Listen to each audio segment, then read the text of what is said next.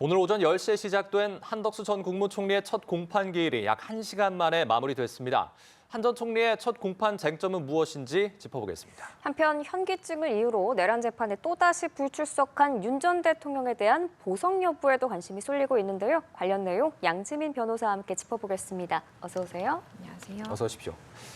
자, 말씀드린 대로 한덕수 전 국무총리의 내란 우두머리 방조 혐의 첫 공판이 오늘 오전 10시부터 시작됐고요. 1시간 동안 진행이 됐습니다. 그런데 저번 주에 내란 사건에 이어서 추가 기소된 윤 전 대통령의 첫 공판에 대해서는 2시간 만에 마무리가 됐단 말이죠. 오늘은 1시간 만에 마무리가 됐어요.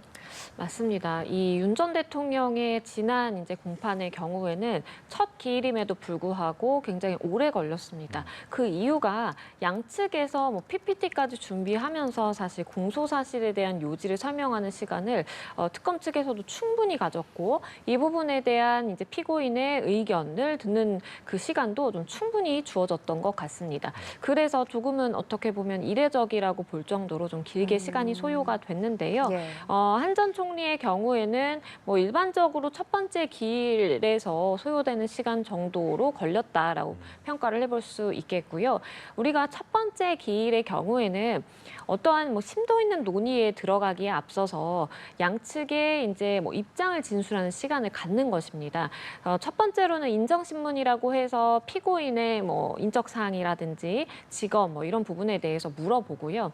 한 전 총리는 누가 봐도 한 전 총리라는 것이 확인되지만 일반인의 경우에는 혹시 다른 사람이 나올 수도 있기 때문에 그런 걸 확인하는 절차입니다. 예. 그리고 검찰 측에서 특검 측에서 공소 사실은 이렇다라고 설명을 하고 이 부분에 대해서 피고인이 인정하는지 아닌지 이런 부분에 대한 대답을 하게 되거든요. 그래서 일반적으로는 이제 첫 기일에 이렇게 심도 있는 논의가 진행되기 어렵다 보니까 1시간 정도 소요된다라고 보는 것 일반적입니다. 예. 그런데 지난주 있었던 윤 전 대통령의 그 재판 모습, 입정 모습을 비교해 보면 차이가 조금 있거든요. 윤 전 대통령의 경우에는 이제 입정 순간부터 들어오는 모습부터 공개가 됐는데 한 전 총리는 이제 방청석에 앉아 있다가 피고인석으로 바로 이동을 했어요. 특별한 차이가 있는 건가요? 이게 구속과 불구속 상태의 피고인의 지위의 차이입니다. 왜냐하면 윤 전 대통령의 경우에는 구속 상태이기 때문에 법정 옆에 이제 문으로 가려져 있는 대기 공간이 마련되어 있거든요. 거기에는 모든 피고인들이 사실 이제 그 재판정에서 재판이 예정된 피고인들이 차례로 기다려 있고요. 구속된 피고인들인 맞습니다. 거예요? 구속된 피고인들의 경우에는 혼자서 돌아다닐 수가 없고 반드시 교도관의 지휘 하에서 움직일 수가 있기 때문에 교도관이 수갑을 채운 채로 일반적으로는 대기실에 제기하도록 하고요. 예. 그런 다음에 재판장이 피고인 누구 들어와라, 입정하라라고 하면 그때 교도관이 한 명씩 데리고 들어와서 수갑을 풀고 이제 입장을 시킵니다. 그러다 보니까 사실은 윤 전 대통령의 경우에는 자유롭게 방청석에 앉아 있다가 이렇게 가기는 좀 어려웠던 상황이고 반면에 한 전 총리의 경우에는 불구속 상태이기 때문에 본인이 약속된 시간에 재판정 주변이라든지 자유롭게 대기를 하다가 약속된 시간에 들어가기만 하면 되는 것이거든요. 예. 그렇기 때문에 한 전 총리는 이 방청석에 앉아 있다가 본인이 호명이 되자 본인이 피고인석으로 이동했다라고 보시면 됩니다. 그렇군요. 지금 한 전 총리가 받고 있는 혐의가 6가지입니다. 내란 우두머리 방조 혐의, 위증 혐의, 허위 공문서 작성, 6가지 혐의인데요. 특검 측이 지금 한 전 총리가 비상계엄 당시에 국무위원으로서 이 비상계엄 사태를 막아야 되는 책무를 다하지 않았다라며 공소사실 요지를 설명했습니다. 그런데 한 전 총리 측이 위증 혐의에 대해서만 어느 정도 인정을 했고 나머지 모든 공소 사실은 부인을 했는데 위증도 사실 고의는 없었다라고 반박을 했거든요. 이렇게 말한 배경은 뭘까요? 그러니까 이 종합적으로는 본인은 어떠한 죄책도 질 수 없다라는 취지를 피력한 것으로 보입니다. 그러니까 나머지 공소 사실에 대해서는 다 사실이 아니고 본인이 고의도 없었다라고 이야기를 하는 것이고 더불어서 위증의 경우에는 결과론적으로 보면 위증죄라는 것은 사실 어떠한 고의가 있는지 여부가 치열하게 다퉈지기는 좀 어려운 죄인 측면이 있습니다. 왜냐하면 위증을 한 그 근거가 있는 것이고 당시에 CCTV로 본인이 한 행동과 다른 이야기를 공개석상에서 국회 출석을 한 것이기 때문에 네. 이 부분에 대해서는 객관적 증거가 확보되어 있고 결과론적으로 충분히 평가할 수 있거든요. 그렇기 때문에 이것을 부인하기는 힘든 겁니다. 다만 본인이 그럼 그때 당시에 이제 누군가를 속이기 위해서, 국민들을 속이기 위해서 아니면 국회를 속이기 위해서 그러한 행동을 한 것은 아니고 고의를 부정하는 취지는 본인도 모르게 그때 당시 조금의 착각을 했다라든지 아니면 당시의 상황이 자기도 명확하게 기억이 나지 않는 부분이 있었기 때문에 그렇게 진술할 수밖에 없었다라는 취지인 것으로 읽히는데요. 예. 그렇게 고의를 부정한다라고 하더라도 재판부의 입장에서는 워낙 명확한 물증이라고 할 수 있는 객관적 물증인 CCTV라든지 당시에 발언을 한 그 기록들이 다 남아있기 때문에 위증죄 부분에 대해서 고의를 부정함으로써 어떠한 죄책이 없다라고 판단하기는 어렵고요. 다만 유죄로 인정되더라도 본인이 책임져야 되는 양형 부분에 있어서 조금의 유리함을 노리기 위해서 고의는 없었다, 실수였다라는 취지로 이야기를 하는 것으로 보입니다. 예, 그리고 한 전 총리가 국민 참여 재판 여부에 대해서는 원치 않는다라고 답을 했습니다. 앞서 윤 전 대통령 역시 원하지 않는다라고 했는데 피고인들이 보통은 국민 참여 재판을 원하지 않나 봐요.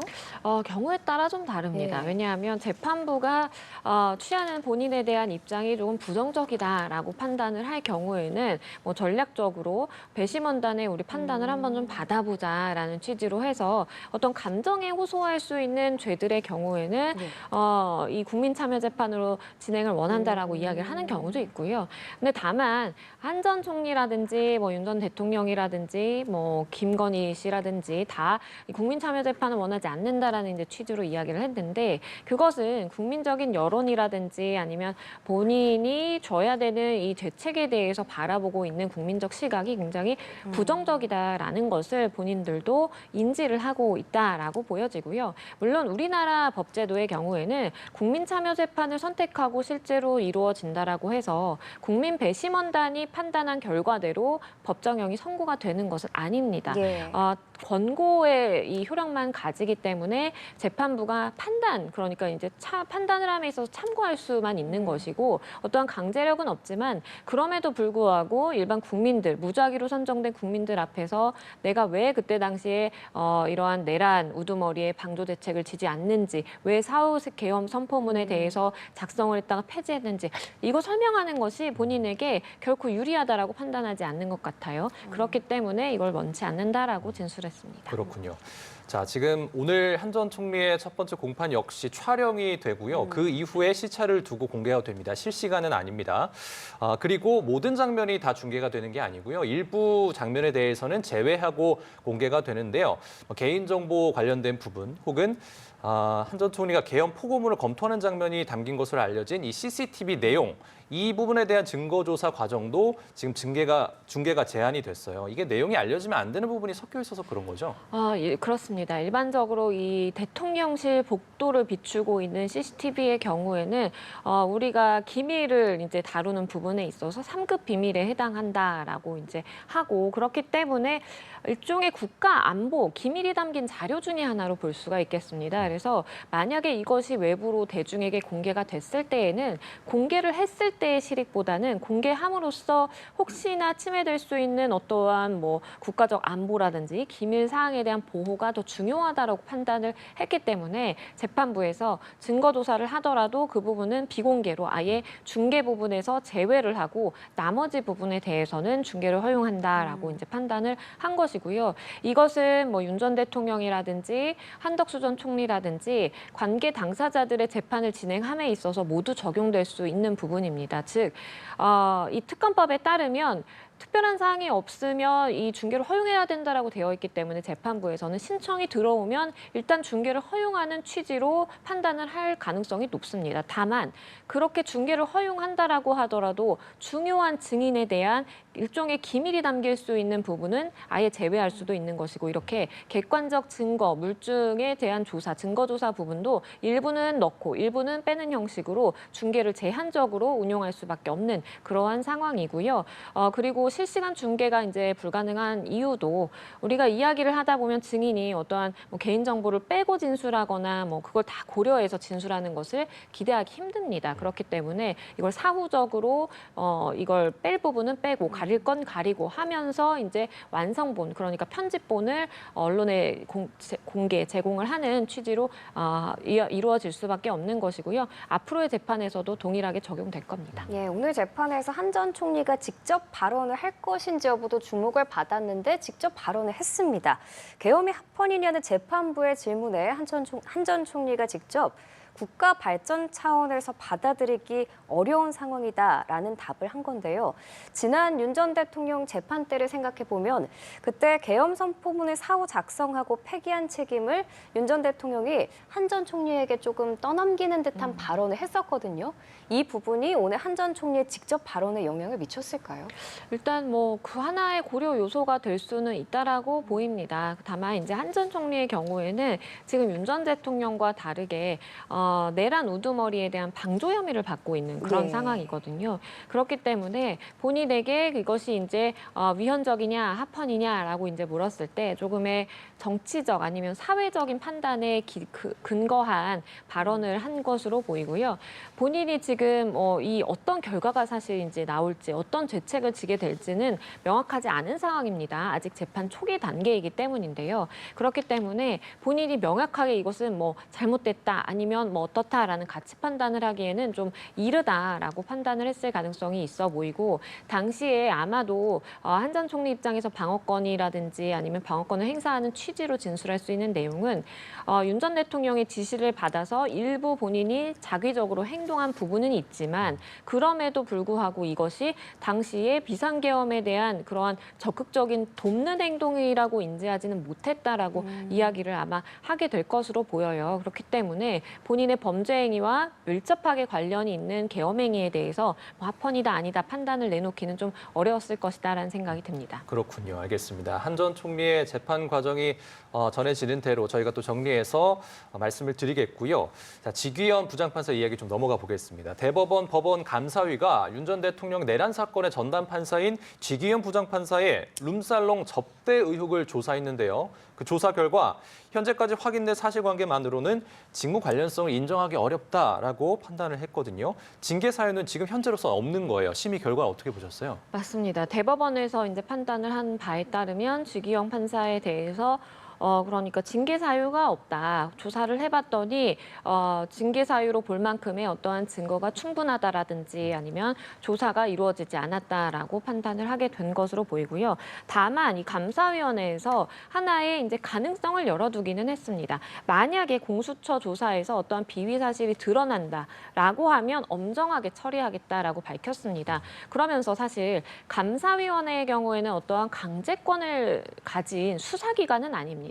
그렇기 때문에 본인들이 수집할 수 있는 증거의 한계라든지 조사의 한계가 있었음을 인정을 했고요. 그렇기 때문에 이 강제력을 가진 공수처가 조사를 했는데 결과가 다르게 나온다. 그러면 그때는 내부적으로도 엄정하게 징계 처리를 하겠다라고 밝힌 것으로 보이고요. 일단 지금 대법원 그러니까 감사위원회에서 집중했던 부분은 과연 그 술자리를 가진 3인과 다른 사람들과 어떠한 관계였는지 그리고 업무적으로 연결이 되어 있는 부분이 있는지 이 부분을 조사의 대상으로 삼았습니다. 그런데 지금 조사를 해본 결과 과거 10년간 어떠한 직무 관련성을 맺은 적이 없고 지기현 판사가 주재하는 재판에 있어서 상대 변호인이라든지 어떠한 관계 당사자로 나온 적이 없다라는 그렇군요. 것이 지금 대법의 판단입니다. 예. 그렇기 때문에 일단은 대법원에서는 이렇게 감사위에서는 이렇게 조사를 종결하고 앞으로 공수처 수사에 대해서 어떤 결과가 나오는지를 지켜봐야 될 것으로 보입니다. 예, 감사의 심의 결과까지 살펴봤고요. 다음 주제로 넘어가겠습니다. 윤석열 전 대통령이 현기증을 호소하면서 어제 내란 재판에도 불출석을 한 가운데 법원의 보석 신문 결과가 아직도 나오지 않고 있습니다. 법원이 그 보석 여부를 고심하고 있는 가장 큰 이유는 뭐라고 보세요? 일단 보석을 판단함에 있어서는 모든 요소가 종합적으로 고려가 됩니다. 그러니까 지금 건강상의 이유를 호소하는데 정말 건강상으로 수감 생활을 하기가 힘든 부분이 있는지 그리고 방어권 행사에 어떠한 제약이 있을 만한 부분이 있는지 아니면 뭐 근본적으로 도주라든지 증거인멸의 우려가 있는지 이런 부분들을 다 이제 종합적으로 고려를 하게 되는데요. 사실 보석 신문의 경우에 진행이 된 다음에 보석에 대한 결과를 이야기를 하는 것은 재판부의 재량에 맡겨 있는 부분이 있습니다. 그래서 뭐 다음 기일에 선고를 할 수도 있는 것이고 이 부분에 대한 판단을 할 수도 있는 것이고 아니면 선고기일의 판단을 종국적으로 할 수도 있거든요. 그렇기 때문에 이것은 뭐 재판부가 언제 판단할지는 충분히 재량에 맡겨져 있는 부분이어서 언제 결과가 나온다라고 딱 이제 기일을 잡아서 예측하기는 좀 힘들다라고 말씀을 드릴 수밖에 없는 부분이 있고요. 다만 많은 법률 전문가들이 예측하는 바와 같이 법원에서 보석 허가 그러니까 석방 결정을 하게 될 가능성은 낮아 보입니다. 윤 전 대통령의 경우에 어떠한 뭐 중대한 질병 그러니까 생명상의 위기가 초래될 정도의 중대한 병세를 앓고 있는 것은 아닌 것으로 보이고 그리고 방어권 행사도 충분히 다른 재판이라든지 수사 일정을 조율하면서 할 수 있는 부분이 있고 게다가 다른 내란 재판에서 10번이 넘는 횟수에 걸쳐서 불출석을 한 부분이 있기 때문에 재판에 나올 것을 담보할 수가 없는 것이죠. 그렇기 때문에 재판부 입장에서는 굉장히 좀 보수적으로 소극적으로 판단할 수밖에 없지 않을까 싶습니다. 네, 과거 사례를 살펴보니까 보석을 허가받았던 대통령이 이명박 전 대통령이 유일한데 말씀 주신 것처럼 재판부가 보석 신문할 때 종합적으로 고려를 한다고 했잖아요. 당시에는 그럼 보석 석방은 사유가 뭐였나요? 그런데 당시에는 뭐 이명박 전 대통령의 경우에는 이제 보석이 받아들여졌고 박근혜 전 대통령의 경우에는 안 받아들여졌는데 이명박 전 대통령의 경우에는 당시에 구속 만료 기한이 거의 다 임박했는데 그 재판의 결과가 나오지 않고 있던 상황이었어요. 그러다 보니까 만약에 보석으로 석방을 하지 않으면 그냥 자유롭게 풀려나게 되는 효과가 발생하는 그런 상황이었습니다. 예. 그러다 보니까 재판부 입장에서는 자유롭게 풀어주는 것보다는 우리가 보석을 할 때는 보증금을 납입 조건부로 보석을 해주는 것이기 때문에 일정 정도의 이 재판 출석을 담보할 수 있는 그러한 하나의 수단이 있는 것이거든요. 그렇기 때문에 보석 기간이 만료해서 어쩔 수 없이 보석으로 석방을 해줄 수밖에 없었다라는 좀 부분이 있고요. 그렇기 때문에 순수하게 우리가 보석의 의미로 접근을 해서 정말 이명박 전 대통령이 건강이 안 좋거나 뭐 방어권 행사에 우려가 있다라든지 뭐 이런 이유를 근거해서 보석이 이루어졌다라기보다는 단순히 이게 행정적으로 아니면 우리가 법을 적용하는 부분에 있어서 석방이 이제 임박해 왔기 때문에 어쩔 수 없이 보석을 해줄 수밖에 없는 측면이 있었습니다. 예, 마찬가지로 윤 전 대통령의 보석 여부도 나오는 대로 저희가 전해드리고요. 이번엔 해병 특검팀 소식 짚어보죠. 해병 특검팀은 오전 10시부터 심우정 전 검찰총장을 소환해서 조사 중입니다. 쟁점을 살펴보면요. 이종섭 전 국방부 장관이 당시에 이제 출국 금지 조치가 됐고 그에 대해서 공수처에 직접 가서 조사도 받았고 그 이후에 이제 출국 금지 조치가 해제가 됐단 말이죠. 근데 이때 당시에 심우정 전 검찰총장이 당시 법무차관이었어요. 그래서 이 출국 금지 조치가 해제되는데 어느 정도 관여했냐 이 부분에 대한 것이 쟁점인데요. 오늘 특검이 추궁할 부분은 어떤 부분일까요? 말씀해주신 것처럼 당시에 이제 출국 금지를 해제하는 것은 법무부의 소관입니다. 그런데 심우정 총장이 당시 법무차관이었고 이러한 출국 금지를 해제하는 것에 일부 관여한 것이 아니냐라고 특검 측은 바라보고 있는 상황이었고요. 지금 최혜병 특검에서 바라보기로는 이종석 전 장관의 경우에는 당시 뭐 VIP 경로설 관련해서라든지 아니면 이 사건을 이 사건 기록을 넘겨받고 다시 이제 그걸 넘기는 것을 만류하고 이런 전 과정에 있어서 사실 깊게 개입되어 있다라고 보는 요주의 인물 중에 한 사람인데 갑자기 호주로 갈 수 있게 이것을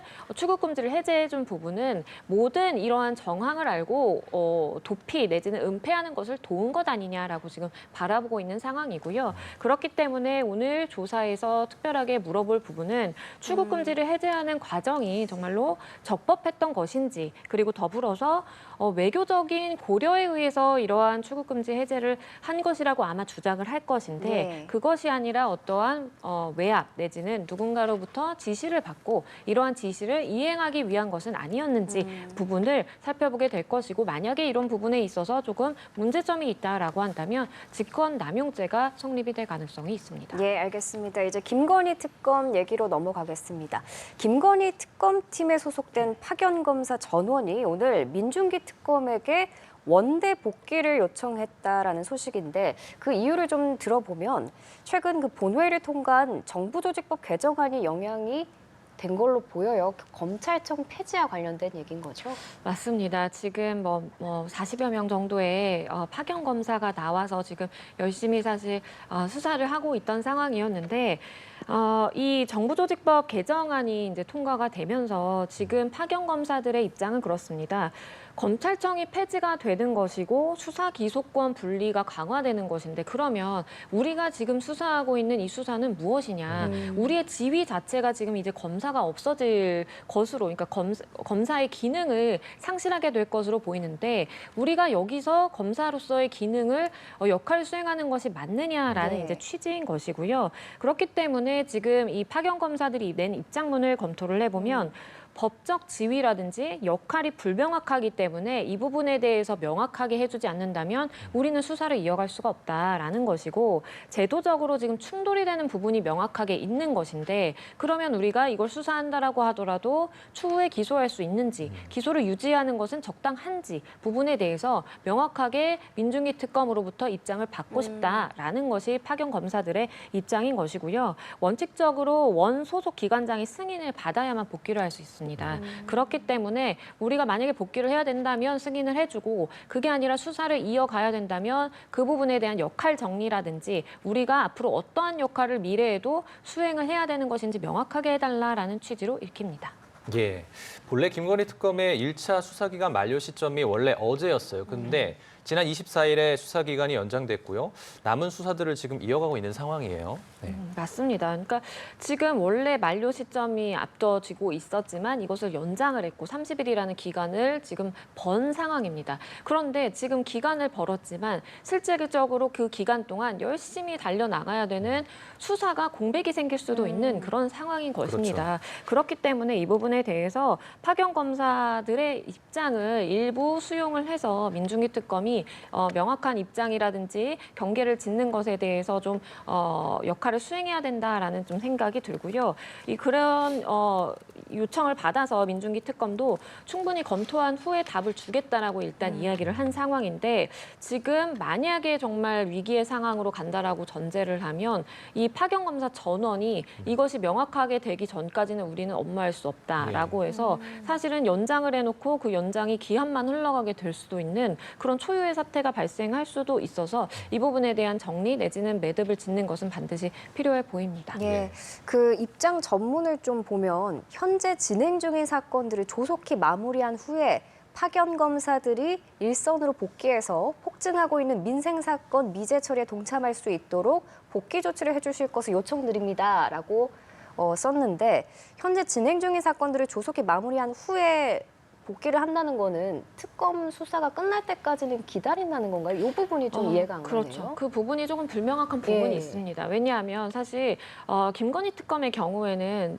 일부 재판이 진행되기도 했지만 아직 남아있는 의혹에 관련된 수사들이 많이 남아있거든요. 예를 들어서 삼부토건 주가조작 사건도 언론에서 많이 이야기가 되고 다뤘지만 실질적으로 기소에 이를 정도로 수사가 무르익었다라고 보기는 어려운 그런 상황입니다. 그렇기 때문에 삼부토건뿐만이 아니죠. 그것뿐만 아니라 양평 고속도로 그 의혹도 그렇고 지금 언론에 알려진 것만 그렇지 사실 특검 입장에서는 관련 사건에 대한 수사권도 있다라고 볼 수 있기 때문에 이 수사가 굉장히 확대될 수도 있는 그러한 상황에 놓여 있었는데 이것이 지금 현행 진행 중인 사건까지만 우리는 마무리하고 조속히 복귀를 해서 다른 민생 업무들을 좀 하겠다라고 하는 것은 사실상의 이제 특검의 입장에서는 어느 정도의 업무의 경계라든지 한계가 발생할 수밖에 없는 상황이어서 이 부분에 대한 좀 명확성이 가려져야 된다라는 생각이 들고요. 가장 중요한 것은 내부에 있는 사람끼리의 입장 조율이 가장 중요하다라고 보입니다.